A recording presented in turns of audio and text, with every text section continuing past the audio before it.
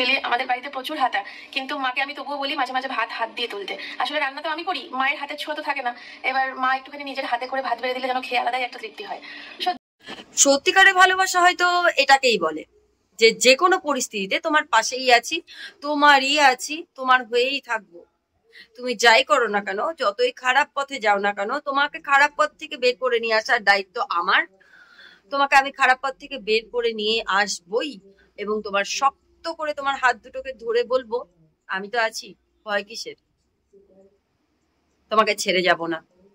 তার একমাত্র প্রকৃত নিদর্শন বলতে পারো আমাদের এই এমএস ফ্যামিলি আর এমএস ক্রিয়েটার।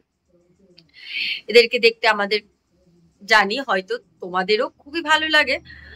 দেখো, প্রত্যেক ফ্যামিলিতেই, প্রত্যেক পরিবারেই ঝামেলা, অশান্তি, টুকটাক এটা ওটা হতেই থাকে। এবার যেখানে মন্দিরা বা ম্যান্ডি একটা খারাপ লাইনে চলে গিয়েছিল, সে বুঝতে পেরেছিল সে ভুল করেছে। সে সবাইকে বলেছিল যে হ্যাঁ আমি তাকে ভালোবাসি, কিন্তু সে বেরিয়ে আসার চেষ্টা করেছে। সে যে কারণেই হোক, তাকে লাত মেরে বের করে দেওয়া হয়েছে বা যে কারণেই হোক, ভুলটা তবেই না বুঝতে পেরেছে যে আমার এটা ভুল ছিল, তবেই না সে আবার নতুন করে তার হাজবেন্ডের সাথে ভালো থাকার চেষ্টা করছে। আর আজকে যখন ভালো থাকছে, তখন কিছু কিছু মানুষ এখনো এখনো সেই ব্যাপারগুলোকে নিয়ে খোঁটা দেয়। কেন? তুমি কি তার সাথে সংসার করছো? করছো না তো। যে সংসার করছে সে কিন্তু মেনে নিয়েছে, সে কিন্তু মানিয়ে নিয়েছে, তাহলে তোমার এত আপত্তি কিসের? তারা যদি ভালো থাকতে চায়, ভালো থাকার অধিকার কিন্তু সবার আছে, দাও না তাদের ভালো থাকতে। তারা যদি ভালো থাকতে পারে, তোমার দেখার কি আছে? খারাপ সময়টাও আসে কারণ আমরা যাতে ভালো থাকার সময়টাকে গুরুত্ব দিতে পারি, সেই জন্য আসে। এই জন্য কোনোদিনই আসে না যে খারাপ সময় এসেছে মানে খারাপ সময়েই পড়ে থাকতে হবে।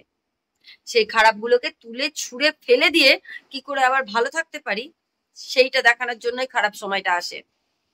সেই জন্য খারাপ সময়টাকে আঁকড়ে ধরে বাঁচা যায় না, কিন্তু ভালো সময়ের আশায় বাঁচতে হয়।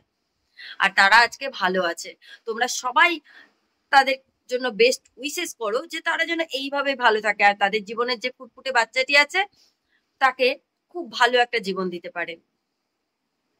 আমি তো সব সময় ভগবানকে এটাই প্রে করবো যে প্রত্যেকটা মানুষ যেন ভালো থাকে এই দুনিয়াতে। এই দুনিয়াতে এসেইছি আমরা ভালো থাকতে। হ্যাঁ, কিছু কিছু আমাদের কর্মের ফল আমাদের ভুগতে হয়, ভোগ করতে হয়, প্রত্যেকটা মানুষকেই করতে হয়। তাই ভুল করলে যেমন শাস্তি পেতে হবে, তেমনি ভালো করলে কিন্তু ভালোরও একটা উপহার পেতে হবে। তুমি আজকে যে কাউকে কষ্ট দিয়ে কোনো কমেন্ট করছো, ভাবছো আমার জ্বালাটা তো মিটাই, কিন্তু তুমি জানবে আজকে তোমার জ্বালা তুমি মেটাচ্ছ, কালকে অন্য কেউ হয়তো তোমাকেও বলবে যদি তোমার কিছু একটা ভুল দেখতে পায়, অবশ্যই বলবেই। সেই জন্য নিজে কর্মটা ঠিক রাখো, নিজে ঠিক থাকো। কেউ ভুল করে আবার ঠিক পথে হাঁটছে দেখে খুশি হও, তাকে ভুল করেছিলে বলে টানা দিয়ে দিয়ে তার জীবনটাকে আরো দুর্বিষহ করে তুলো না। মানুষ অনেক কষ্ট করে তারপরে তার ভুলগুলো শুধরানোর চেষ্টা করে, সেই ভুলগুলো শুধরানোর চেষ্টা করা দেখে তাকে উৎসাহিত করো, সে যেন ভুলগুলো শুধরিয়ে নতুন করে বাঁচতে পারে। আবার সেই কালিমার জগতে তাদেরকে ঠেলে দিও না। যাই হোক, আমার এইটুকুই কথা বলার ছিল। কমেন্টও তো আর এত বড় কমেন্ট করা যায় না। আমি মোটামুটি কম বেশি তার প্রত্যেকটা ভিডিও দেখি আর কমেন্টও করতে থাকি কিছু কিছু জায়গায় আমার যেখানে মনে হয়। যেখানে এর আগে একদিন বলেছিল যে ঘুমের প্রবলেম, তো ঘুমটা ঠিকঠাক হচ্ছে না, আমি সেখানে কমেন্ট করেছিলাম যে তুমি প্রতিনিয়ত মানে প্রতিদিন পারলে একটা কন্টিনিউ একটা টাইম ধরে এক্সারসাইজ করো এবং ঠিকঠাক মতন খাওয়া দাওয়া করো, জলটা প্রচুর পরিমাণে খাও, যাতে করে তোমার ঘুমটা অটোমেটিক্যালি হবে। আর টেনশনটা কমাতেই হবে, টেনশনটা কমালে আর সবকিছু ভগবানের উপর ছেড়ে দিতে হবে, কারণ উনি যদি চান তবে ভালো হবেই। আর উনি যদি চান তবে যে কোনো পরিস্থিতি থেকে আমরা বেরোতে পারবোই পারবো।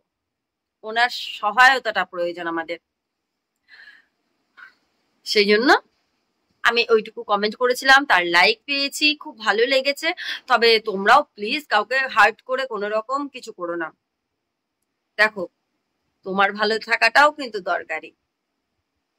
কাউকে হার্ট করবে তুমি, নেক্সট ডে তোমাকেও কেউ হার্ট করবে। তার থেকে ভালো তুমিও কাউকে হার্ট করো না, কাউকে সুযোগও দিও না। যাই হোক, ভালো থেকো, দেখা হচ্ছে পরবর্তী ভিডিওতে। টাটা। অ্যাকচুয়ালি আমাদের বাড়িতে প্রচুর হাতা, কিন্তু মাকে আমি তবুও বলি মাঝে মাঝে ভাত হাত দিয়ে তুলতে। আসলে রান্না তো আমি করি, মায়ের হাতের ছোঁয়া তো থাকে না। এবার মা একটুখানি নিজের হাতে করে ভাত বেড়ে দিলে যেন খেয়ে আলাদাই একটা তৃপ্তি হয়। সত্যি তুমি এবার বোন এই দুজনে এগুলো টাচ করতেই না করে দিয়েছে ডাক্তারে। মাকেও ডাক্তার বারণ করেছে, আমাকেও ডাক্তার বারণ করেছে যে তোমরা খাসির মাংস আর ডিম টাচই করবে না। না। এত খারাপ অবস্থা আমাদের লিভারের, কিন্তু আমরা দেখো চুটিয়ে খাচ্ছি। একটা জায়গায় দুটো খেয়ে মরছি। একটা জায়গায় দুটো হাঁসের ডিম বাবা, এক পিসে হবে না, 2 না। পিস। আর মাটন তো কোনো কথাই নেই, 1 কিলো সেই হয়েছে দেখতে। এই গন্ধ বেরিয়ে গেল ঠাকুর।